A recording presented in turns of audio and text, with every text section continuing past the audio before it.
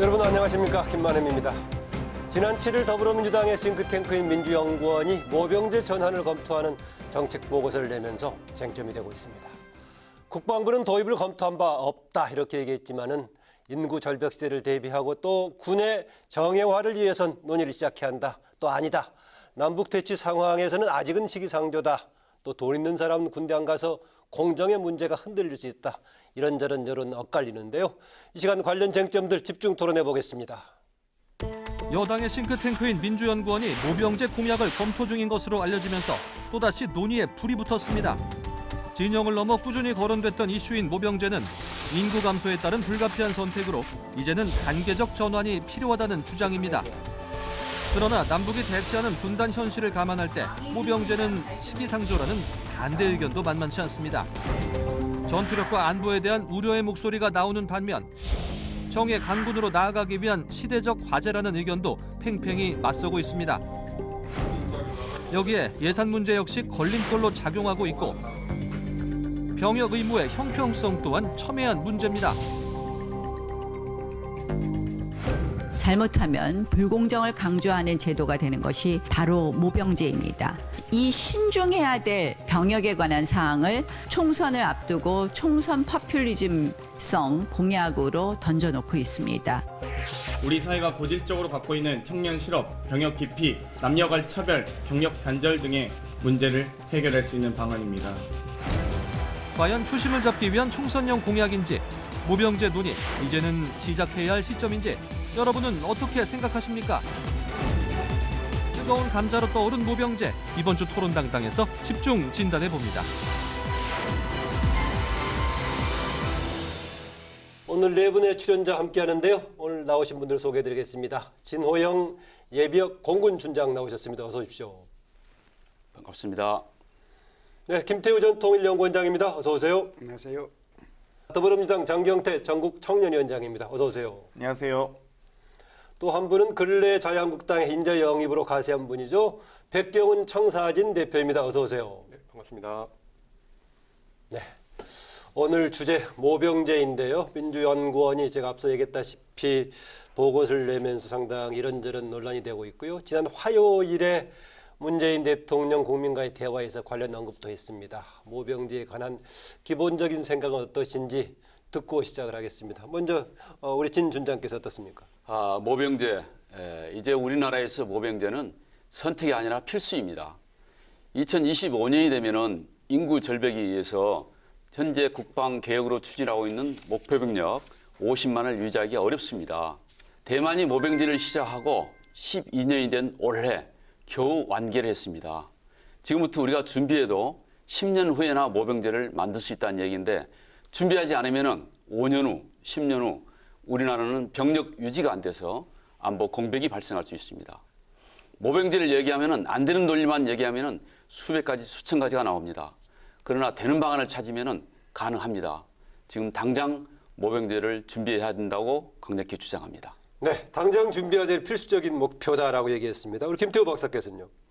네, 모병제는 언젠간 우리가 가야 될 필수의 길이죠.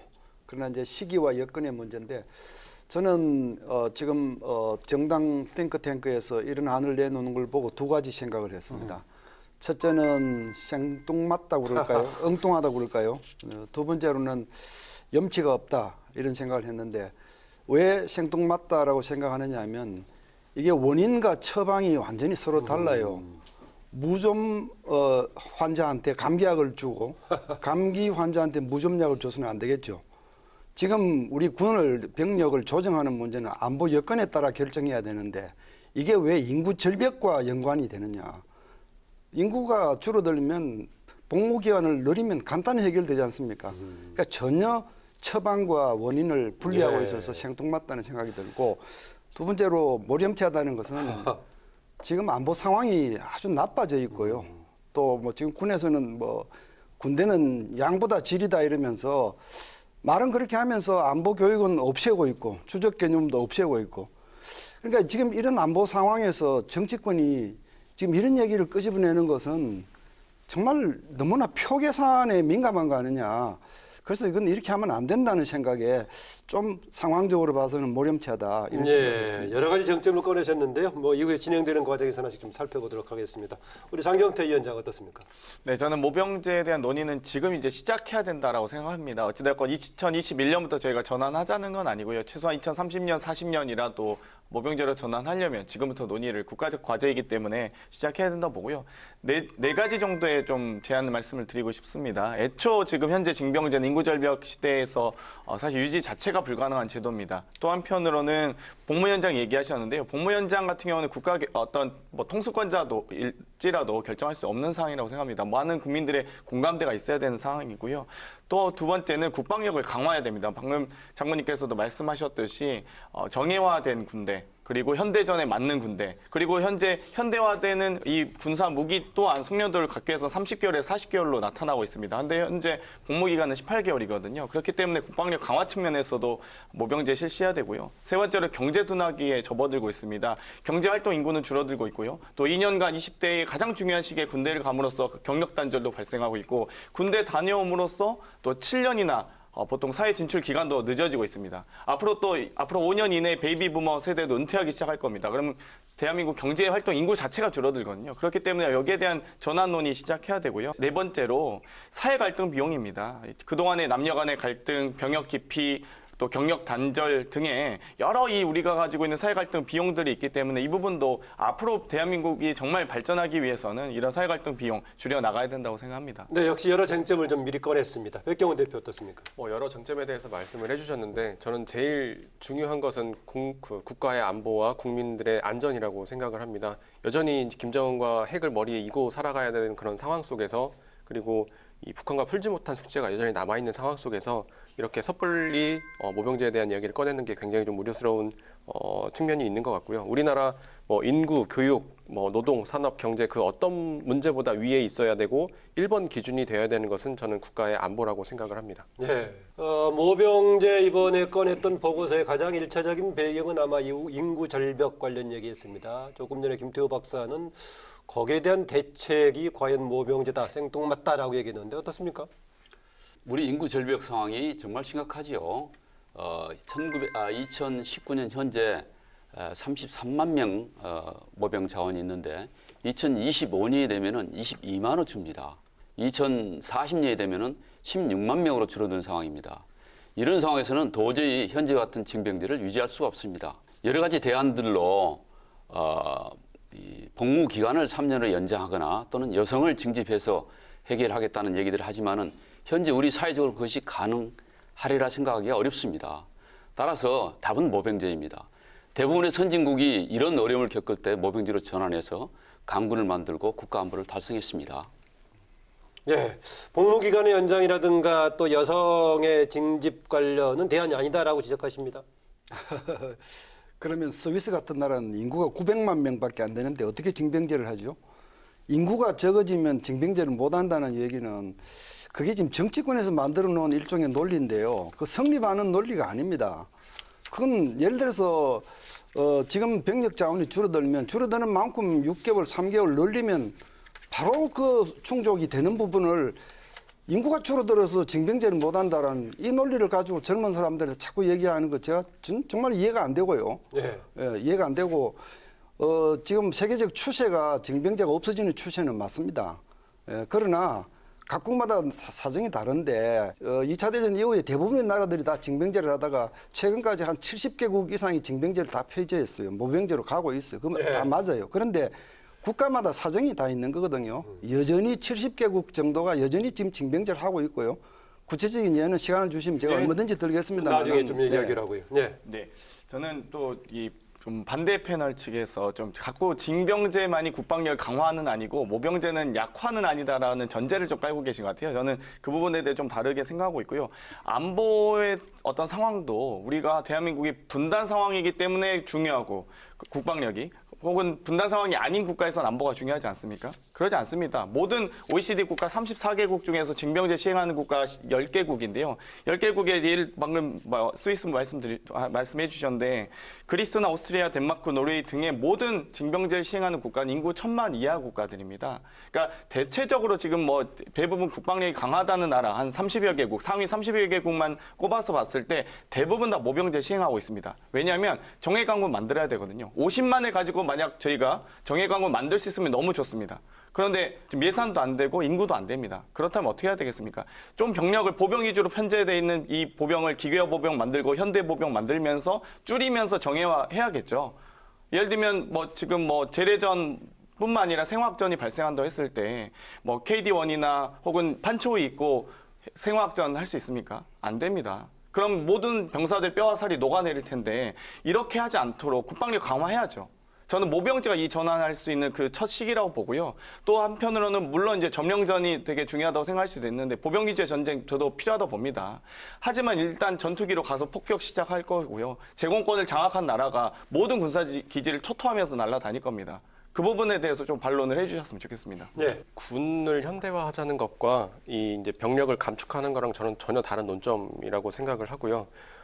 방금 여러 나라의 얘기를 해주셨지만 우리나라가 굉장히 특수한 경우라는 거를 분명히 인지를 하고 이 얘기를 해야 될 것 같습니다. 세계 유일의 분단 국가로서 그리고 이제 북한과 핵을 김정은과 핵을 머리에 이고 살아가야 하는 그런 우리의 지금 현실을 두고 봤을 때 그러면 적정한 그런 병력을 유지해야 하는 그런 지금 현실을 엄연한 그런 현실에 있는 것 같고 그런 측면에서 그러면 이 적정한 병력을 어떻게 유지할 것인가를 두고 이야기를 해 나가야지 이게 단순히 모병제냐 징병제냐만 가지고 얘기하다 보면 굉장히 좀 불필요한 에너지 소모의 논쟁이 이어질 것 같습니다. 아까 장경태 위원장이 뭐 나라의 규모라든가 인구 뭐 적정했을 때 우리나라 지금 비교했을 때 모병제라 가야 된다는 얘기를 합니다. 그러니까 제가 지금 확 혼란스러워졌고요.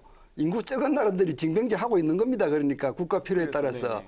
그리고 앞서 말씀하신 것도 갈등 비용을 해결한다. 또 경제적인 측면이 있다. 이렇게 지금 말씀을 하시는데 굉장히 혼란스러워요. 사실은 모병제를 하면요. 잘난 집 자식들은 안 갑니다. 군대.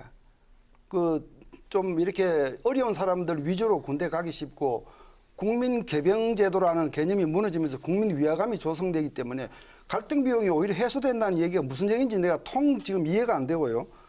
경제 문제도 그렇습니다. 경제 활동을 하는 사람이 줄어드는데 어떻게 모병제하고 관련이 됩니까? 경제 활동을 하는 젊은이들이 줄어들면 기업에 가서 일할 사람들이 부족해지는데 그 사람들을 군대로 보낸다니 그런 얘기입니까? 제가 전혀 이해가 안 되고 있고요. 또 지금 강군 얘기하셨잖아요. 네. 그 군사력은 양이 아니고 질이다 하는 것은 교과서에 나오는 얘기입니다. 우리 진장군님이나 저나 우리 안보 공부한 사람들은 그거 다 옛날 예적부터 하던 얘기예요. 그런데 북한군을 상대를 해야 됩니다. 대한민국은. 그러니까 양적인 면도 네. 여전히 중요한 측면이 있어요. 제가 뭐 사단 숫자니 뭐니 우리 산악지대니 이런 거 일일이 다 얘기하지 않더라도 북한군의 군사력 군대 숫자가요 러시아군보다 많습니다. 세계에서 지금 세 번째, 네 번째로 많은 나라예요. 그 나라가. 네. 거기까지만 하고. 아니 뭐 예. 우리 또 이제 진 장군님께서는 어떻습니까? 아까 지금 시기적으로 당장 준비 단계 들어가야 된다. 또 필요성 선택의 문제가 아니다. 필수다라고 얘기했는데 예. 의견의 차이가 보니까 다른 나라와 우리나라 사정 비교해 봤을 때 지금 거기다 인식차가 있는 것 같으면 어떻습니까? 예, 우리나라는 지금 모병제가 논의된 것은 인구 절벽에서 시작됐지만은 사실은 국방 개혁하고 예. 군 특성하고 병역 제도와 관계된 것입니다. 우리나라처럼 이런 능력을 갖고 있는 나라가 병력으로 전쟁을 하겠다고 하는 것은 지금 현대 전쟁에 맞지 않습니다. 현대 전쟁은 사이버에서 한 50% 전쟁을 하고 나머지 한 50%는 물리로 전쟁을 한다고 합니다. 그 물리적으로 전쟁도 병력이 하는 게 아니고 현대화된 장비, 무기, 정밀 폭격기 이런 것들이 전쟁을 하게 됩니다. 우리나라가 작게 5027이 약 120일 전쟁하는 걸로 계획을 했었습니다. 그때 120일 한반도에서 전쟁을 하면은 약 7,500조 원의 손실이 생기고 150만 명 정도의 희생자가 발생할 것으로 워킹 결과가 나왔었습니다. 그런 전쟁을 준비하고 있으면 안 됩니다. 현대 전쟁에 맞게 사이버에서 또 정밀, 폭격, 장비로서 전쟁을 할 수 있도록 하면은 병력이 중요치 않습니다. 병력은 줄어도 훨씬 더 강군을 만들 수 있습니다. 예, 지금 두 분의 관련 전문가분이 일단 답해 주셔야 할 부분 같은데요. 제가 조금만 예. 해명부터 병력과 지금 현대전과의 관계, 현대 안보의 예, 관계 예, 얘기입니다. 예, 예. 그 모병제를 준비해야 한다는 말씀에 제가 동의를 안 하는 게 아닙니다. 모병제 준비해야죠. 2030년부터 하게 될지 언제부터 하게 될지 그런데 이건 지금 국민 공론화의 대상이 아니고요. 전문기관과 군에서 내밀하게 계속 대비하고 준비하면 예, 예. 되는 겁니다. 제가 모병제 준비 자체를 반대하는 사람이 아닙니다. 그런데 지금 여건은 모병제를 국민 앞에 던져놓을 상황이 아니라는 겁니다. 지금 진 장군님 말씀하신 얘기도요. 원론적으로는 다 옳은 얘기입니다. 예, 뭐 첨단 무기가 먼저 전쟁의 향방을 좌우하는 것이고 다 그렇습니다. 그런데 지금 우리가 상대하는 나라는요. 북한이라고 하는 나라인데요. 북한이 대병력주의를 유지하면 우리는 거기에 절반이라도 따라가야 됩니다. 지상군의 역할이 필요한 부분이 있고 어떤 상황에서는 말이죠. 민사작전 같은 걸 펼치면요. 수십만 군대가 또 필요합니다. 그래서 지금 하신 말씀은 원론적으로 다 맞지만 지금 한반도 여건에서 우리 병력을 줄이는 모병제, 병력을 줄이는 국방계획은 옳지 않다. 예, 그런 말씀을 제가 하는 네, 겁니다. 백경원 대표 예. 아까 우리 한반도 분단 상황, 안보 상황 관련 얘기했는데 그런 관점에서 봤을 때 지금 또는 현재의 징집, 징병과 모병제 관련 논의 주변에서는 어떻게 인식하고 있습니까? 저는 이 얘기를 하는 데 있어서 기준을 둬야 되는 것이 아까 박사님께서 말씀해 주셨지만 이제 북한의 상황이라고 생각을 합니다. 북한이 그런 재래식 무기를 가지고 또 여전히 많은 그런 병력을 가지고 있다면 우리도 그에 준하는 수준의 병력은 계속 그 적정 수준은 유지는 하면서 이제 이 얘기를 계속 그 병력에 대한 대비를 해 나가야 되는데 아까 말씀하신 것처럼 현대화도 물론 필요하다고 생각을 하고 군을 강화시키는 방안을 여러 가지로 그 얘기하는 것도 물론 필요하지만 이제 그건 그것대로 하더라도 이제 병력도 마찬가지로 그 현재 이제 그런 북한과의 그런 상황 속에서 대비를 해 나갈 필요가 있다라는 예. 북한군 얘기를 제가 조금만 더 하자면 북한 군대는 지금 양극화돼 있어요. 그러니까 선택과 집중에 의해서 대량 살상 무기 부분은 이미 북한이 세계 강대국 반열에 핵 보유 국가가 돼 있고요. 그러면서도 여전히 많은 대병력을 가지고 있어요. 아래쪽 부분은 사실 우리보다 질이 많이 떨어져요. 전체적인 지금 북한군 규모가 128만, 예, 120만 뭐 정도. 예. 이런 상황에서 말이죠. 대한민국은 지금 양쪽 다 대비를 안 하려고 하는 거예요. 사실 우리 북한 핵에 대해서 우리가 뭐 어떤 첨단 무기로 우리가 어떤 첨단 능력으로 북핵을 지금 상대하고 있습니까? 그냥 북핵 그냥 방관하고 있는 상황 아닙니까? 그리고 밑에 아래쪽 부분은요. 북한이 대병력을 가지고 있으면 우리 병력 지금도 절반밖에 안 되잖아요. 그 정도를 유지하자는 것인데 결국 이걸 또 강군 논리를 들이대면서 병력을 줄인다 그러면 대량 살상 무기에 대한 취약성 그대로 가지고 가면서 아래쪽 부분은 아래쪽 부분대로 취약성을 가지고 가는 전문가들이 이런 분석을 하기 때문에 교과서에 나오는 얘기를 반복하는 얘기는 의미 없습니다. 그 뭐 군대는 뭐 양이 아니고 질이다 이런 얘기 다 아는 얘기고요. 아무 의미 없는 얘기예요. 우리나라가 그렇게 안 하고 있잖아요, 지금. 현실적으로 첨단 전력 또 병력 자원 둘 다 지금 취약하다는 지적을 반복적으로 하십니다. 북한의 병력이 120만 명이 있다고 100만 명이 있다고 우리가 거기에 절반 수준을 유지한다는 논리는 굉장히 산술적인 계산입니다. 예. 우리가 어떤 병력으로 어떤 무기로 어떻게 우리 안보를 달성할 것인가에 초점이 맞춰져 있어야 됩니다. 그래서 비록 병력은 줄지만은 정예화된 병력으로 하면 얼마인지 안보 달성이 가능하다는 주장이고 그다음에 제가 지상군의 역할을 완전히 부정하거나 없애자는 얘기는 아닙니다. 만약에 한반도에서 전쟁이 일어나고 안정화 작전기에 들면은 상당히 많은 지상군 병력이 투입돼야 됩니다. 예. 향방 작전으로. 그런 병력은 이제 모병제가 논의되면은 어떤 형태로 모병제를 만들지 설계를 해야 되는데 그 예 중에 하나가 이 모병 상비 병력에 플러스해서 미국의 리저브 포스처럼 예. 절반은 군인, 절반은 직업인처럼 하는 구조를 만들 수도 있고 또 하나는 모병 상비 병력에다가 국민 개병제 입각해서 전 모병 자원들을 모아서 훈련을 시켜서 1년에 한 달 내게 2달 훈련시켜서 예비군으로 편입해서 이용하는 방법도 있습니다. 제 주장은 상비 병력을 줄이고 나머지 필요한 안정화작전기에 필요한 병력들은 예비 병력으로 활용하는 방안도 얼마든지 가능하다는 얘기입니다. 네, 뭐 이제 완벽하게 모든 걸 모병제로 하는 것이 아니라 또 비상시에는 달리 또 징병할 수 있게끔 한다든가 뭐 운영의 다양한 방식을 얘기하시는데 진 장군님 말씀 참 잘하셨는데요. 다시 한번 원론으로 돌아가 보겠습니다. 우리가 병력을 조정하는 문제는 어떤 이유에서 그렇게 하느냐. 두 가지 이유입니다. 크게 얘기하면 그 하나가 지금까지 말씀드린 저희가 강조한 안보 여건입니다. 안보 여건이 좋아지면 줄일 수 있고 나빠지면 늘릴 수 있는 겁니다. 또 하나의 요인은 지금 말씀하신 예비군입니다. 우리가 이 모병제 얘기를 하든가 병력 감축 얘기할 때 반드시 같이 해야 될 얘기가 예비군입니다. 스위스 같은 나라는 사실 거의가 예비군 제도나 다름없거든요. 그냥 일정 기간 훈련 마치고 와서는 근무하고 있으면서 그러나 항상 동원될 태세를 갖추고 있어요. 만약에 대한민국이 정예 예비군을 키우기 위해서 지금까지 공을 들이고 있거나 모병제 얘기를 하면서 예비군 제도의 획기적인 개혁을 같이 얘기를 하고 있다면 제가 받아들일 수 있어요. 예. 그런데 지금 예비군도 사실은 줄이고 있어요. 이 정부에서. 그럼 뭘 하겠다는 겁니까 지금? 예, 예? 두 분의 관련 전문가 얘기도 많이 좀 드려야겠고요. 또 하나 이제 주변에 청년 세대가 많이 포진되어 있는 오늘 그 두 분 양쪽의 대표 나오셨는데 얘기 계속 듣기로 하죠. 네, 북한군 재래식 전력 그리고 뭐 핵무기 다 저도 공감하고 있고요. 다만 뭐 모병제를 주장한다고 해서 육군을 폐지하자는 것이 아닙니다. 육군을 30만 정도로 감축하자는 이야기고요. 지금 현재 전쟁은 사람 수로 하는 게 아니라 무기가 하는 겁니다. 사람이 소총 들고 하는 게 아니고 전투기와 탱크가 하는 거라고 생각하거든요.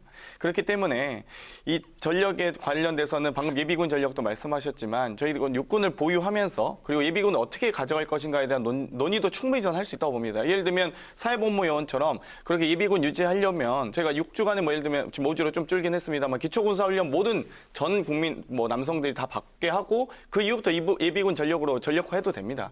예를 들면 현역 장병을 어떻게 이제 감축하고 어떻게 이제 뭐 전투력을 강화시켜 나갈 것인가에 대한 고민이고요. 또 한편으로는 위화감, 공평한가? 저는 징집제가 공평하다고 생각하지 않습니다. 요즘 시대는요, 소득보단 자산이 더 사회적 가치를 많이 가지고 있는 시대거든요. 그렇기 때문에 지금 2030과 세대 간의 갈등이 있는 겁니다. 근데 우리 예를 들면 부자가 2년간 경력 단절이거나 경제활동 못한다고 해서 부자가 갑자기 가난해지는 건 아니거든요. 그런데 가난한 사람이 2년간 경력 단절되면 군대 갔다 와서 또 학비 벌고 또 취업 준비해야 됩니다. 가난한 사람 계속 가난하게 만드는 게 징집제입니다. 그렇기 때문에 그 2년간 군 복무 기간만이라도 예. 충분한 보상을 하면서 돈을 지원해서 소득을, 그러니까 소위 2030이 가난한 사람들이 할 수 있는 건 자산이 없기 때문에 소득을 만들어야 되거든요. 모병제를 통해서 청년 일자리 30만 개 만들고 소득 보장하자는 거고요. 경제활동 인구 당연히 줄어드니까 왜 2년간 군대로 끌려가냐. 그렇지 않습니다. 모병제는 충분한 그 비용을 지급하기 예. 때문에 그 30만 또한 다시 경제활동 인구가 되는 겁니다.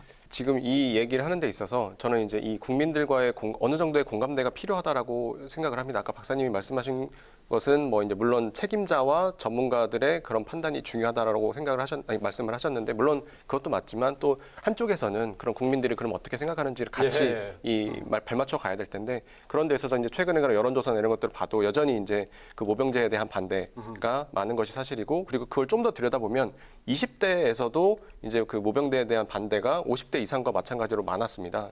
그런 것들이 보면 물론 개인이 가야 되냐 말아야 되냐라고 물론 안 가는 게 좋다라고들 다들 생각은 하지만 그럼에도 불구하고 이제 여전히 20대에서도 이렇게 모병제라고 할 만한 그런 좀 한가한 이야기를 할 때인가 여전히 이제 이 북한을 그 위에다 두고 있는 상황 속에서 우리는 그런 안보에 대한 이런 대비 이런 것들을 더 해야 되는 것이 아닌가 그런 것들이 20대에도 여전히 이제 그런 것들을 굉장히 중요하게 생각을 하고 있다는 거죠. 저는 그 국민의 여론에 대해서 말씀드리면은 2012년 대선 때 최초로 이제 모병제를 김두관 당시 대통령 경선 후보가 갖고 나왔는데 그 당시에 여론조사 모병제 지지율이 15.5%에 불과했습니다. 근데 2016년에 소위 그 28사단의 윤리병 사건이 난 그 시점에는 모병제 지지율이 27%까지 올라갔습니다. 오늘 2019년 현재 모병제 이렇게 달궈진 이 시점에는 33% 지지가 나옵니다. 어떤 여론조사 기관은 지난 2016년에 벌써 50%를 넘었습니다. 추세로 보자면 상당히 많은 비중이다. 뭐 이렇게 지금 주장하시는 그렇습니다. 거죠? 그만큼 국민들의 관심이 증가되고 있고 점차 지지가 높아지고 있어서 이제는 무르익어 간다는 이야기입니다. 네, 그렇더라도 그 군 관련 기관에서 전문 기관에서 차곡차곡 준비하고 미래를 대비해 나가면 되는 겁니다. 이거를 지금 선거 직전에 그 국민들 앞에 터뜨리고 이런 행동 자체가 모렴치하다는 겁니다. 젊은 사람들한테. 예? 그리고 아까 우리 장 대표님 예비군 얘기를 하시면서 그 예비군 정예화를 논의할 수 있다라고 이제 말씀하시는데 지금 우리 최전방에 바로 뒤에 밑에 있는 정예 예비 사단 5개 없어지는 거 알고 계시죠? 네. 그 지금 6개 사단. 네. 그러니까 저희가 혼란스럽다는 겁니다. 스위스 같은 나라는 인구가 1,000만 명이 안 되는데 48시간 이내에 35만 명이 바로 즉각 완전무장 태세로 동원되게 돼 있어요. 우리나라로 치면 5천만 인구 우리나라로 치면요. 48시간 이내에 200만 명이 바로 전투 부대로 바로 돌변하는 겁니다. 사실은 그 사람들이 평시에는 자기 생업에 종사하고 있다가 이렇게 유사시에 즉각 동원될 수 있는 소위 예비군 개혁을 이룬다면 저도 모병제 문제에 대해서 이렇게 완강하게 반대하지 않을 거예요. 그런데 지금 그거는 그거대로 예비군대로 줄이고 예비 사단도 해체하고 지금 우리 정부가 하는 일이 반대로 가고 있으면서 말로는 강군을 육성해야 된다고 얘기를 하니까 혼란스럽고 국민이 분노하는 겁니다. 김 박사님, 지금 예비군이 우리나라에 300만 명입니다. 일본이 태평양 전쟁을 하던 시절에 전체 병력이 200만 명이었습니다. 우리 300만 명이면 너무나 넘치고 넘칩니다. 북한은 770만 명입니다. 그런데요, 말씀드렸지만은 병력이 전쟁하는 시대는 끝났다는 이야기입니다. 그리고 현재 지금 우리나라도 동원 사령부를 만들면서 예비 병력을 정예화시키기 위한 노력을 하고 있습니다. 절대 현재 전쟁에서는 병력으로 전쟁하지 않기 때문에 필요한 병력만 양성해서 갖고 있으면 되고 그런 차원에서 보면은 사실 예비군도 좀 줄일 필요가 있습니다. 진장군님, 제가 진장군님 군대 생활을 하신 분이니까 저는 안보 공부를 하는 사람이고 정론이라는 게 있지 않습니까? 예를 들어서 우리 아이가 수영을 못해서 수영을 가르쳐야 되는데 쟤를 수영을 시키려면 깊은 물에 한번 그냥 던져놔야 된다. 그래야 지가 헤쳐나온다. 그러다 애 죽으면 어떡하죠? 그러니까 이게 안보라는 거는요. 네. 이렇게 해도 괜찮다라고 얘기를 하면서 했다가 그럼 나라가 망하면 어떡하죠? 그래서 안보는 항상 보수적으로 접근하게 돼 있잖아요. 그러니까 이렇게 해도 괜찮다는 주장을 자꾸 하시면 그거는 안보 정론에 어긋나게 됩니다. 네, 그 부분 또 다시 또 시간이 되면 논의해보기로 하고요. 좀 구체적인 한두 가지 얘기해 보겠습니다. 우선 관련되는 게 모병제로 전환하면은 월급을 주고 하는 것이기 때문에 추가적인 예산이 필요하다라는 점하고 그렇게 했을 때 적정한 규모로 모병을 할 수 있을 것인가 두 가지가 생각이 되는데 일단 예산 관련은 현재 장경태 위원장 어떻습니까? 예산 관련은 추가로 지금 당 쪽에서는 어느 정도 필요하다고 또 보충할 수 있다고 보십니까? 지금 이제 병력을 얼만큼 감축하냐에 따라서 20만에서 35만 정도까지 얘기가 나오는데요. 2.3조에서 6조 혹은 9조라고 또 전에 백분톤에서 박희락 교수님 9조 주장하시던데요. 저는 그것도 가능하다 봅니다. 문재인 정부 초기에 2017년에 국방 예산 40조였습니다. 현재 46조고요. 내년도 예산안 50조입니다.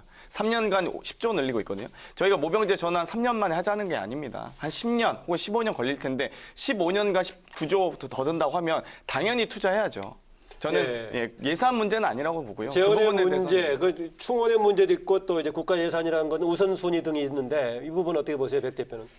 예, 말씀하신 것처럼 연 9조, 10조에 대한 이야기가 나오고 있는데 근데 그만큼 많은 예산을 드리는 거에 있어서 이것도 마찬가지로 저는 국민 공감대가 좀 필요하다라고 생각을 합니다. 이게 모병제로 전환을 하자. 그리고 그만큼의 그러면 많은 세금을 국민들이 낼 수 있다라고 하는 그런 공감대가 있다면 또 그런 얘기를 할 수 있겠지만 사실 그런 정도의 공감대가 여전히 이루어지고 있지는 않은 걸로 알고 있고 그리고 이게 말씀하신 9조, 10조에 대한 것도 이제 실제 이제 직접적인 비용만 말씀을 해주신 것 같고 이게 인건비뿐만 아니라 부사관이나 장교의 봉급 인상 그리고 간접비 이런 부분도 있기 때문에 천문학적으로 훨씬 더 늘어날 수밖에 없는 이런 부분들도 같이 고려를 해야지 너무나 장밋빛으로만 그렇게 이야기를 할 건 아니라고 봅니다. 네, 국가적인 차원에서 예산의 우선순위도 있고 또 국방 차원에서 예산 고려 사항도 있을 것인데 어떻습니까 지금?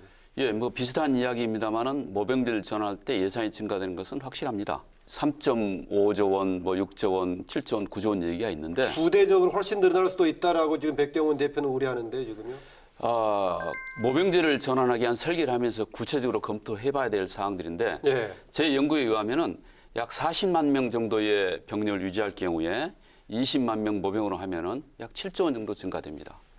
그런데 모병제를 전환하기 위한 부대 감축과 부대 통폐합을 포함하면은 약 3조 원 정도 절감이 가능합니다. 따라서 순수 증가는 한 4조 원 정도 될 것으로 보고 장 대표와 장 위원장이 얘기를 했지만은 우리 국방비가 현재 5년 사이에 약 10조 원이 늘어났습니다.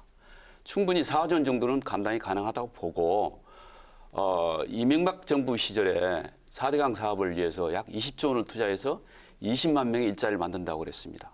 우리가 4조 원 투자해서 20만 명의 양질 일자리를 만들면은 얼마인지 남는 장사라고 생각합니다. 네, 또 한 측면 일자리 차원에서도 볼 수 있다라고 얘기했습니다. 국방 예산이 우리가 46조 중에서 말이죠. 인건비만 있는 게 아닙니다. 사실 우리 국방에서 제일 다급한 것이 방위력 개선비거든요. 근데 방위력 개선비는 국방비 전체에 딱 3분의 1밖에 안 돼요. 15조 원밖에 안 돼요. 그런데 항공모함 한 척 만드는데 돈 얼마 들 것 같습니까? 이제 우리 조정사신이 잘 아시지만 비행기 하나 가져오는데 1,000억 단위가 넘습니다. 그죠?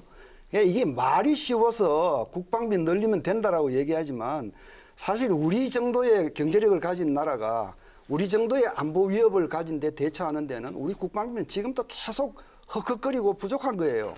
그런데 우리 국방 예산 중에서 40%가 인건비입니다. 40%가 지금.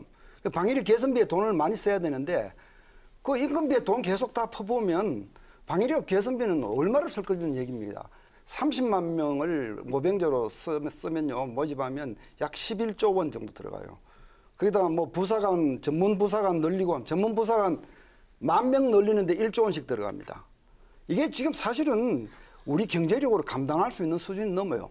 다만, 우리 이제 장 대표 말씀하신 것처럼 15년, 10년 이렇게 기간을 두고 점진적으로 했을 때는 감당할 수 있다. 예. 저도 그 부분에 대해서는 동의하는데, 당장은 굉장히 다급한 우리한테 헉헉대는 부담스러운 그런 금액이고 그래서 이 돈 문제, 예산 현실성 문제도 그렇게 가볍게 얘기하시면 안 된다. 돈이 여력이 나면 방위력 개선비에다 먼저 넣어야 되고 제가 한 가지만 더 말씀드리면 저도 2010년도에 우리 진 장군님하고 국방개혁 작업을 하면서 우리 병사들 월급이 턱없이 적다는 부분 때문에 굉장히 우리가 고민하고 많이 예. 늘려야 된다고 했었어요. 지금 많이 늘어난 건 참 다행스러워요.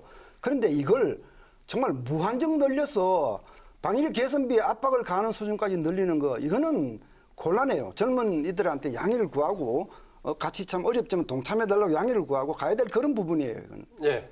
저도 병역 환경을 많이 개선해 주기 위해서 노력해 주신 두 분께 너무나 감사히 생각합니다. 하지만 그럼에도 불구하고 만약에 이 경제학적 관점에서 기회비용이라는 게 있잖아요. 예를 들면 군대를 감으로써 더 모병제로 전환함으로써 드는 비용이 뭐 6조, 9조, 11조 부대비용까지 저는 그것도 뭐 고려하겠습니다. 뭐 충분히 양보할 수 있는데 문제는 그 기회비용을 통해서 이 30만, 40만의 청년들이 혹은 군대를 안 감으로써 발생할 수 있는 경제활동 인구의 어떤 수익 창출이 11조에서 15조입니다. 이건 저희의 입장이 아니고 경총에서 연구 결과고요. 15년간 GDP의 145조까지 이익이 난다라고 주장하고 있습니다. 또 한편으로는 단순하게 현재 병력과 현재 시설들을 유지하면서 만들 경우에는 사실 그렇게 9조, 11조, 9조까지 좀 양보해서 들 수 있다고 보는데 최소한 병력 유지 비용, 훈련 비용, 주둔 비용까지 다 고려해서 저희가 만약 주둔 비용도 감축하고요. 또 지금 현재 알짜 땅들의 많은 군부대가 있지 않습니까? 그런 군부대 땅들 줄여가면 충분히 훨씬 더 그것보다 더 수익 창출 같은 경우는 더 많이 날 겁니다. 그리고 네. 방금 방위력 개선비 말씀하셨는데 병력 운영, 전력 운영 다 저희 유지하면서 방위력 개선비 지금 15조 쓰고 있지 않습니까? 병력 운영비 18조입니다.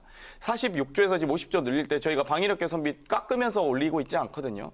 그런 부분에 대해서 충분히 재정적 여건도 되고 예. 또 충분히 국방력 강화하고 있다라고 말씀드릴 수 네, 있습니다. 방금 말씀하신 그런 내용들을 그러니까 줄일 부분들은 줄이고 또 늘릴 부분들은 늘리고 또 현대화할 부분들은 현대화하고 그런 것들을 뭐 반대한다는 게 아니라 그런 부분들은 그런 국방의 개혁 이런 부분들은 분명히 저도 필요하다라고 생각을 합니다. 다만 이제 그렇게 가야 되는 길은 가는 것과 그리고 현재 이제 그런 병력을 또 이 징병제에서 모병제로 바꾸는 것과는 저는 어쨌건 전혀 다른 이런 이야기라고 생각을 한다는 거고요. 이렇게 방금 말씀하신 그런 뭐 경제적인 수치 이런 것들도 다 좋지만 이게 그렇게 우리가 장밋빛으로 바라볼 수 있을 만한 그런 이야기인가 싶습니다. 이게 어떻게 될지 누구도 장담할 수 없는 것이 이제 국방의 현실인데 그 최전선에서 어떻게 이런 것들을 개혁을 해나갈지에 대해서 너무나 이렇게 좀 장밋빛으로만 바라보시는 것이 아닌가 싶습니다. 예, 이렇게 이제 뭐 예산 재원이 있습니다만은 국민 개병의 형태인 징집한다면은 병력 자원의 이제 규모를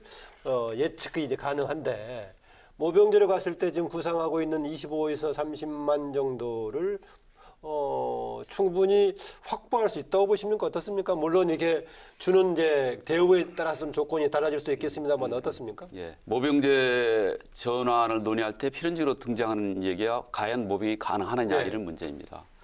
많은 모병제 전환 국가가 어려움을 겪었죠. 미국, 일본, 대만. 우리나라도 분명히 쉽지 않은 일이라고 생각합니다. 그런데 병영 환경은 현재처럼 이렇게 거의 감옥 생활이지 않습니까? 그리고 우리가 TV나 영화에서 보지만은 침상에서 열악한 환경에서 사는 이런 요즘 많이 환경에서 달라지지 않았습니까? 많이 달라졌습니다. 네. 하여튼 그럼에도 불구하고 이런 환경에서 이런 정도의 근무 여건에서 봉급 좀 더 줄 테니 군대 와라 하는 건 쉽지 않을 겁니다. 예를 들어서 부사관 수준으로 환경이 개선되면은 근무할 때 하고 훈련 작전하고 돌아와서는 자기 개인 생활하고 집에 돌아가고 할 수 있는 환경이 만들어지면은 모병이 상당히 좋아질 것으로 보고 예. 또 하나는 미군의 그 생활 환경은 미국 시민의 중류권 생활 수준에 맞춰져 있습니다. 우리가 그 정도 수준에 맞춰지면은 저는 좋은 자원들이 많이 들어올 수 있으리라 확신합니다. 결국에는 지원자가 없을 경우에 어떻게 할 것인가에 대한 대안이 없는 것 같습니다. 그거에 대한 대안을 확실히 갖추고 나서 모병제에 대한 이야기도 같이 꺼내야 되지 않나 싶고, 미국 얘기도 하셨지만 미국의 모병률을 보면 5.4% 정도, 이걸 이제 우리나라에 대입해 보면 이제 19만 정도가 될 텐데, 이제 19만으로 그럼 우리나라 군 병력을 유지할 수 있는가라고 보면 여전히 그건 아니다라고 저는 생각을 하는데, 이제 그런 측면에서 봤을 때 이제 미국에 대한 이야기, 아까 대만에 대한 이야기도 하셨는데, 대만도 이렇게까지 모병제를 이렇게까지 끌어오는데 10년 넘는 이런 시간을 소비했는데 그 기간 동안 왜 이렇게 더뎠냐라고 보면 그만큼 군대에 지원을 안 하니까 이렇게까지 긴 시간을 들여서 이제 이렇게 된 걸로 알고 있습니다. 저는 지원자는 걱정하지 않으셔도 될 것 같은데요. 지금 현재 그런 군대에 대한 인식 당연히 개선해야 된다고 보고 또 이미지도 당연히 바꿔야겠죠. 군대 가면 춥고 군대 가면 배고프고 군대 가면 졸린 그런 군대라면 당연히 가기 싫을 겁니다. 하지만 우리가 위험하고 또 어렵다고 해서 소방관 왜 하냐고 묻진 않거든요. 최소한 병사 혹은 이제 부사관 계급 체계도 좀 달라질 겁니다만 어쨌든 구급 공무원에 준해서 지원하고 또 충분한 대우를 한다면 보상과 예우가 가장 기본이거든요. 모병제에서는. 그렇기 때문에 그렇게 바뀐다면은 전 충분히 지원자들 많아질 거라고 보고요. 한편으로 방금 모병률 얘기하셨는데 김관직 전 국방부 전 정권의 장관이지 않았습니까? 0.5%입니다, 인구. 그러면 우리나라로 따지면 25만 정도 되거든요. 그렇기 때문에 오히려 적정 수준으로 인구로 따지기보다는 오히려 가고 싶은 군대 만들어서 제대로 된 군인에 대한 보상과 예우해 나갔으면 좋겠고요. 또 한편으로는 지금 걱정하시는 자꾸 이제 비대칭 전력. 그러니까 저희가 북한군 얘기할 때도 어떤 그러니까 재래식 전력을 무서워하진 않잖아요. 아마 비대칭 전력일 거라고 봅니다. 핵무기든 생화무기든. 그럼 그 생화무기든 핵무기 막으려면 보병 위주의 편제하면 안 되죠. 보병이 막을 수 있습니까? 소총 들고 가서 생화무기 막을 수 있습니까? 안 됩니다. 그렇기 때문에 그 부분을 좀 말씀드리고 싶습니다. 그거는 전략을 잘 모르셔서 그렇게 말씀하실 수 있는데 북한이 대량 살상 무기를 가지고 있다고 해서 함부로 우리한테 쓴다는 얘기가 아니고요. 대량 살상 무기를 가지고 협박을 하고 위협을 하고 우리를 대응하지 못하게 만들어 놓고 재래 도발을 하면요. 우리가 오도 가도 못하는 상황이 생겨요. 그러니까 그건 지금 굉장히 복잡한 문제예요. 그걸 쉽게 말씀하시면 안 돼요. 그 부분은. 백령도를 강점하고 한국이 이걸 다시 되찾으려고 하면 핵을 쓰겠다라고 협박을 했을 때 백령도를 그냥 뺏길 수도 있어요. 그러니까 이 재래 무기하고 대량 살상 무기를 혼배합해서 쓰는 북한의 전략들을 더 우리가 연구를 하고 말씀을 하셔야 되는 문제고 저는 말이죠. 네. 지금 응모 자원 얘기입니다. 예, 응모 자원 얘기 밑도 끝도 없는 얘기가 될 수 있어요. 왜냐하면 대만이 이제 어려움을 겪었는데 지원하는 사람이 적다. 그럼 그 사람들이 지원하게끔 처우를 계속 개선해야 되죠, 그죠? 그 개선하면 예산이 자꾸 더 들어가죠. 그러면 방위력 개선비에 쓸 돈은 자꾸 더 못 쓰는 거죠. 이게 지금 참 악순환 같은 밑도 끝도 없는 얘기예요. 참 어려운 얘기예요. 예. 악순환이 될지 선순환이 될지는 두고 봐야 됩니다. 지금 어느 누구도 이 책상에서 예측할 뿐이지 정확히 거기까지 안 가봤기 때문에 모릅니다. 모병 자원을 모집하는 여러 가지 방법을 어려우면은 좋은 방법을 강구해야 되죠. 좋은 예 중에 하나가 지금 우리나라처럼 병사, 부사관, 장교 이런 계급 체계를 갖고 있는 나라가 전 세계적으로 많지 않습니다. 몇 나라 안 됩니다. 우리가 모병을 하게 되면은 이제 병사가 없어지고 다 부사관이 돼야 될 겁니다. 그리고 프랑스나 이스라엘 같은 나라는 부사관에서 장교를 선발하고 그 장교에서 장군이 되고 그렇습니다. 대만을 말씀하실 때 사실 저희가 적정 수준, 인구 대비해서 0.5%라고 하면 우리 대한민국이 5천만 중에 25만이라고 했는데 대만이 모병제 못 치우고 있는 이유는 2,500만밖에 안 되는데 그 어떤 목표치를 20만으로 책정하고 있거든요. 대만 인구를 따졌을 땐 사실 한 모병으로 충족할 수 있는 자원 한 10만 명으로 많이 목표를 설정했다면 대만은 충분히 모병제 채우고 더 남았을 겁니다. 그리고 또 한편으로는요. 대만의 어떤 내부의 정치적 상황이 있습니다. 대만이 중국과의 전쟁을 상정하고 모병제를 시행하고 있는 게 아닙니다, 사실. 그 부분에 대해서는. 우리가 저 모병제 규모만 줄이면 다 되는 거네요. 뭐 줄이면 거기에 올 사람들 20만 명이 모집이 안 되면 10만 명을 줄이면 되고 10만 명이 모집 안 되면 5만 명을 줄이면 그랬을 되는 경우에 이제 개병과 모병을 인구에 이제 비해서 혼합해서 사용하는 걸 전제로 얘기하는 것 같은데요. 아까 말씀하신 것 중에 그러니까 안 가봤기 때문에 모른다라는 말씀을 해주셨습니다. 저는 거기에 핵심이 있다라고 생각을 하는데, 그러니까 안 가봤기 때문에 모르는 상황이면 굉장히 좀 우리가 신중하게 접근할 필요가 있다. 이렇게 모병제를 갑자기 이렇게 갑툭튀 이렇게 내놓을 일인가 싶은 거고, 아까 말씀하신 뭐 국민들의 군대에 대한 인식, 군대의 현실 이런 부분들도 그러니까 앞으로 이렇게 바꿔야 된다라는 가정형으로 얘기할 게 아니라 이 국방에 대한 문제는 굉장히 좀 신중하게 접근할 필요가 있는데, 계속 말씀하시는 것이 뭐 이렇게 변환하면 된다, 뭐 월급을 올려주면 된다, 현실을 더 처우를 개선해주면 된다라고 말씀을 해주셨지만 그건 이제 미래의 이야기고 아직 우리가 가보지 않은 그런 길이기 때문에 현실에 우리가 이 발딛고선 현실에 기반을 두고 그러면 어떨 것인가를 자꾸 고민을 해야지 자꾸 가정을 이야기하면 안 되는 것 같습니다. 이 부분을 좀 얘기해 보죠. 모병제로 했을 경우에는 이른바 흑수저들만 모병해서 결국은 과거에 징병에 대한 국민의 병역 의무를 흑수저들로만 대체하는 거 아니냐, 불평등, 형평성 문제를 제기하는데 정경태 위원장 그 부분 어떻게 보십니까? 저는 오히려 징병제가 흑수저를 고착화한다고 생각합니다. 오히려 모병제로 바뀌면 군대 가시는 분들이 오히려 뭐 대기업 총수의 아들이라든지 정치인의 자녀들 오히려 서로 가려고 할 겁니다. 노블리스 오블리제가 그렇게 저는 실현된다고 보거든요. 오히려 그 소득이 없는, 소득을 만들어야 되는 어떤 흑수저들에게는 정말 그 군대 2년도 정말 아깝습니다. 어떻게 하면 돈을 벌어서 어떻게 해서 학비든 취업 준비든 해야 되거든요.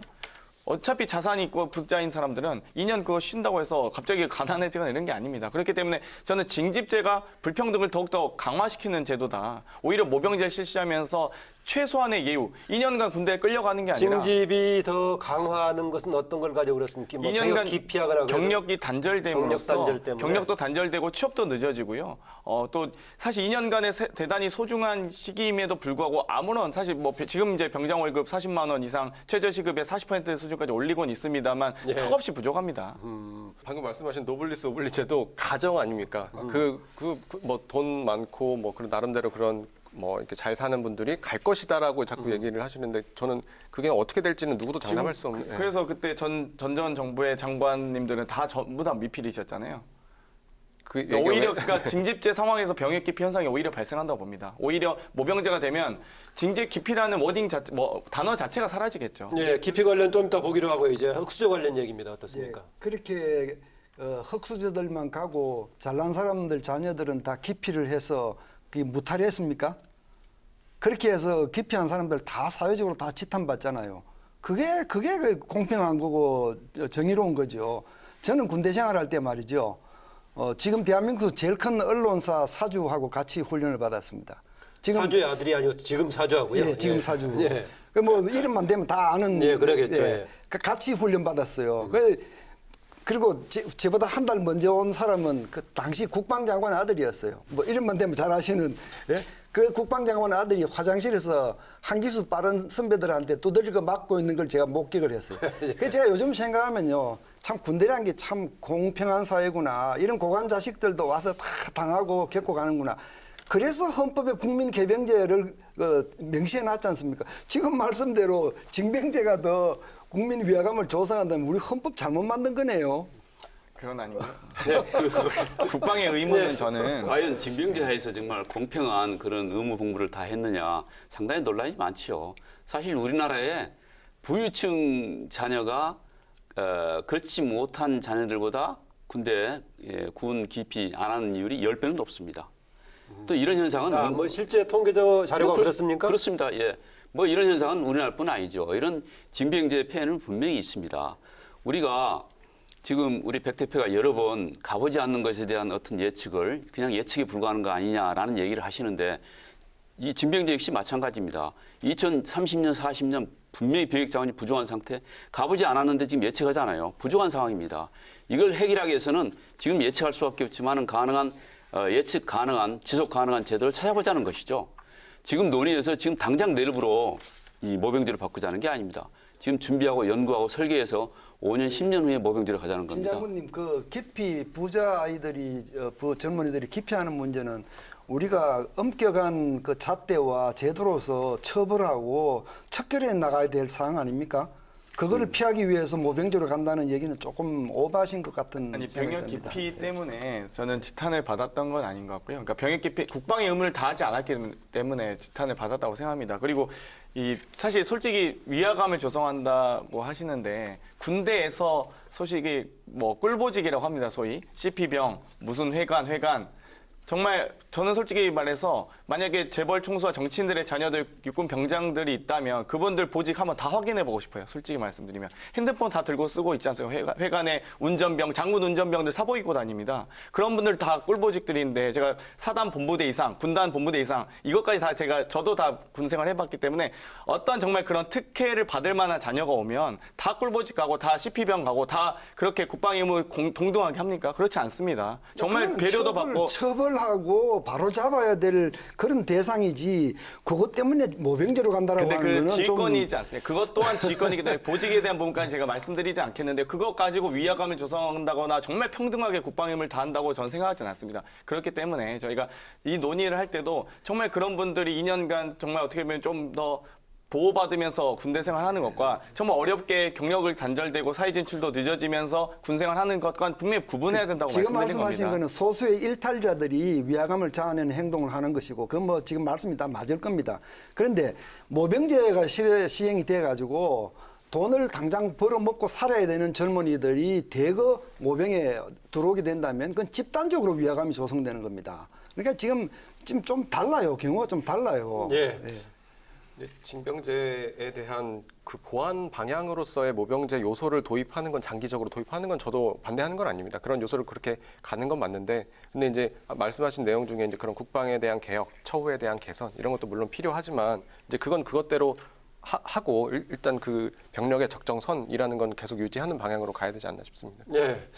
대신 모병제로 갔을 경우 현재 논란이 늘 되고 있는 군 내부에서의 병영 생활에서의 문제점, 학습들은 이제 많이 획기적으로 개선될 거다라는 뭐 해석들도 있는데 뭐 그거는 좀 기대할 만하다고 보십니까?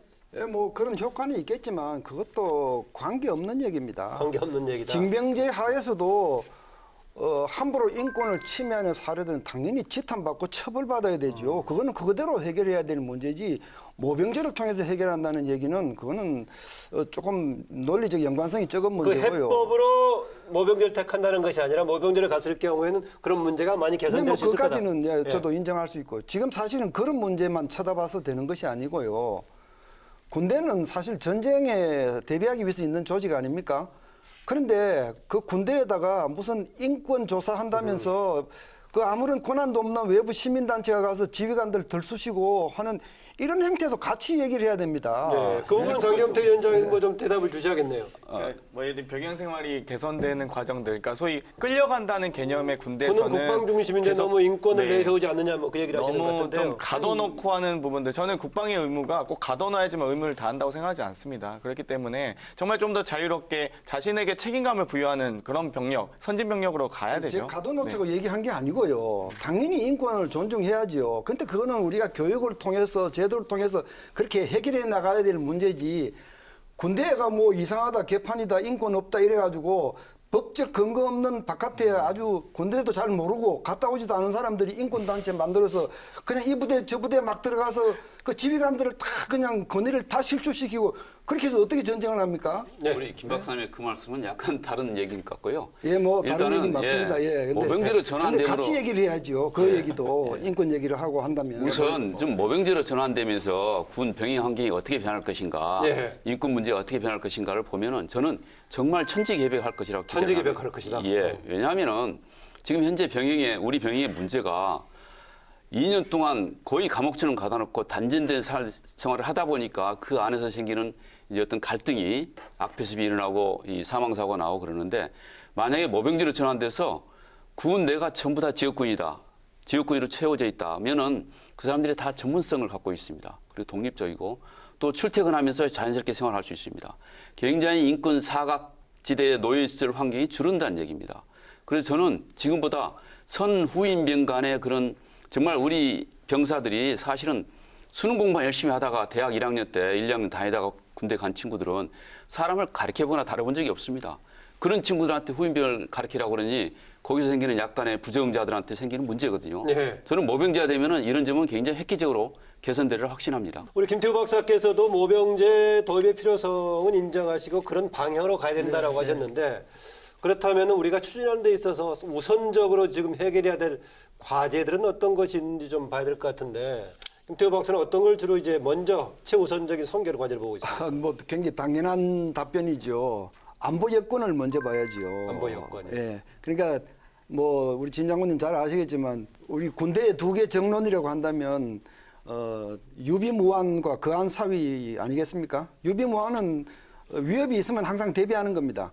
그러니까 뭐 그 사람이 그 상대가 어떤 합의를 하든 약속을 하든 그거는 정치 쪽에서 하는 일이고 군은 항상 현존하는 위협에 대비하고 있는 겁니다. 그게 북한이라고 하는 현존하는 위협을 보고 그게 대비해야 되거든요. 네. 이게 이제 하나고 거한사위라고 하는 것은 평안할 때 미래를 대비하라는 건데 이건 이제 군대 용어로는 미래 위협에 대비하라는 겁니다.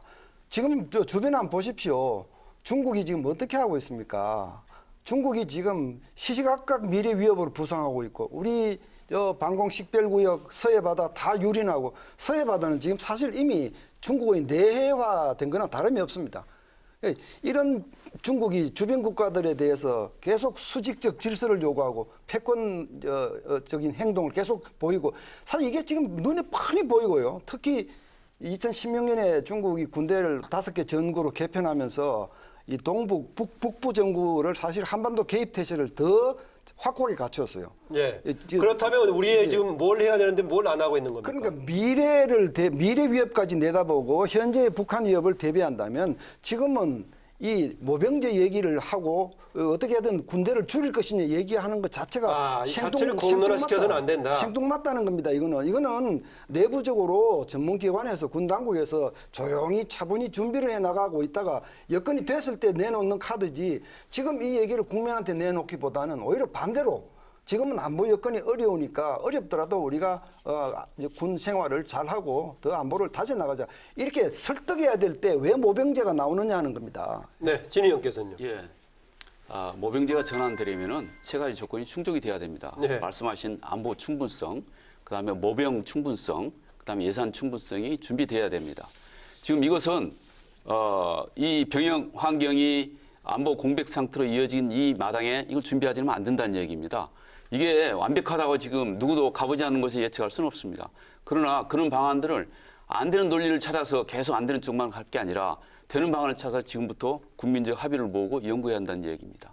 네, 백 대표 어떻습니까? 우선적으로 해결해야 될 선결 과제. 예. 저는 2년 전으로 한번 시계를 돌려봤으면 좋겠는데 2년 전에 이제 그 문재인 대통령과 김정은 위원장이 손을 맞잡으면서 이제 약속한 것들이 있지 않습니까? 판문점이요? 예. 네.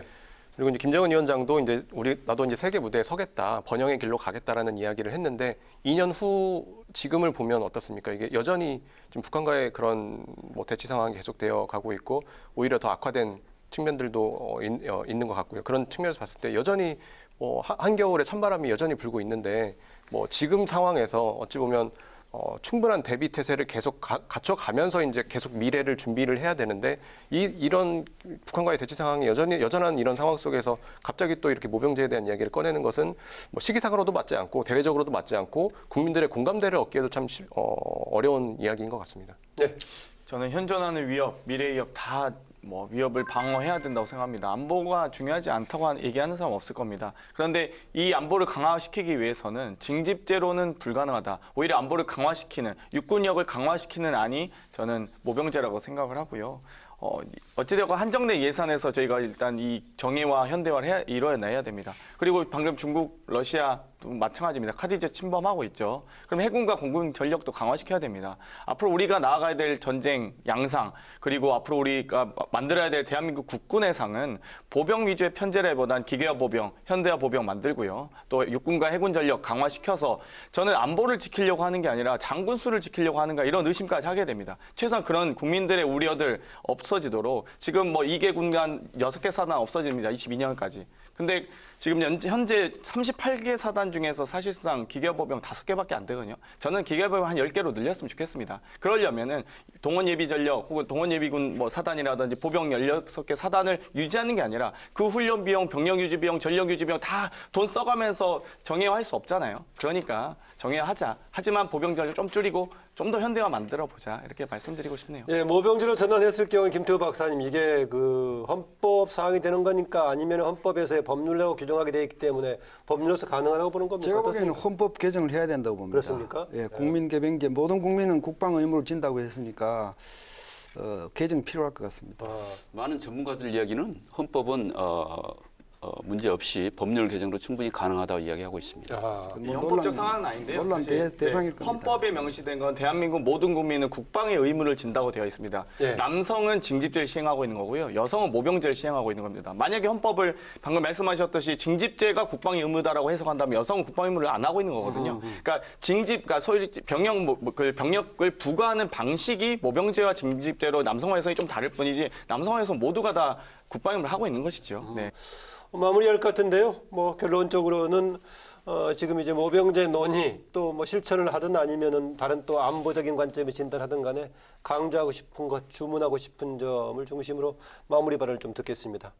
장경태 위원장 먼저 하실래요? 저는 변화를 두려워하는 사람과는 미래를 준비할 수 있지만 낡은 사고에 갇혀 있는 사람과는 현재도 지킬 수 없다고 생각합니다. 저는 이 모병제 논의 자체가 누구는 가고 안 가고의 문제가 아니고요. 복무한 사람에게 충분한 보상과 예우를 해주자. 그리고 정말 미대 나왔다고 해서 예를 들면 페인트 칠 시키고요. 또 생물학과 나왔다고 해서 잔디 깎고요. 또 혹은 뭐 지리학과 나왔다고 해서 운동장에서 돌 찾는 그런 군대가 아니라 정말 군인이라고 하면 국가의 정말 대표자로서 국가를 위해서 헌신한 사람으로서 최대한 충분한 보상과 예우를 했으면 좋겠습니다. 그런 군대 만드는 게 전 모병제라고 생각합니다.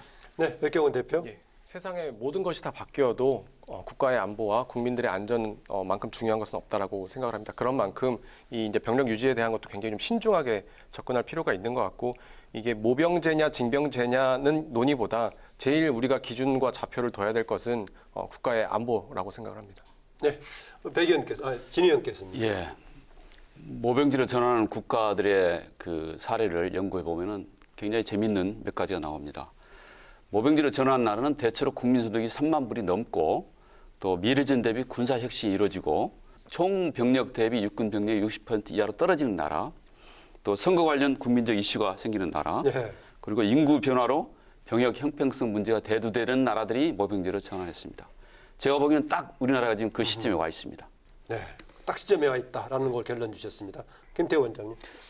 예, 뭐 저도 사실은 굉장히 개혁적인 사람인데 안보 문제에서 함부로 이렇게 바꾸자 저렇게 바꿔도 괜찮다라고 얘기하는 것에는 찬성하지 않습니다. 제가 그 말씀을 드리고 정치하시는 분들한테 말씀드리고 싶은 것이 지금 이 안보 문제를 가지고 꼭 총선을 앞두고 이런 식으로 뜬금없이 제시하는 거 이거 좀 하지 마시고 이거는요 여야 똑같습니다. 과거에 여당 야당 다 그랬습니다. 제발 이거 좀 하지 말라. 그렇게 하면 폴리티션이 되는 것이다. 표가 없더라도 안 생기더라도 안보 문제는 이렇게 해야 한다고 오히려 반대로 설득하는 것이 그게 스테이트맨 정치 지도자가 되는 길이죠. 우리 정치권이 좀 정치 지도자다운 행보를 해주기를 원하고 젊은이들한테도 제가 참 부탁드리고 싶은 것이 있습니다.